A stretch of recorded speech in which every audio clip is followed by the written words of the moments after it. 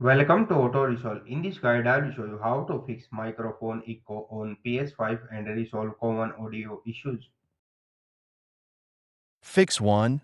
Lower mic volume on PS5. Step 1.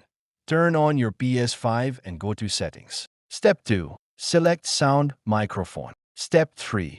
Open microphone level. Step 4. Lower the mic level until the echo stops. Fix 2. Turn off controller mic. Step 1. Go to Settings Sound. Step 2. Select microphone. Step 3. Choose input device. Step 4. Select your headset, not DualSense controller. Fix 3. Use headphones. Avoid TV audio. Step 1. Plug in wired or wireless headphones. Step 2.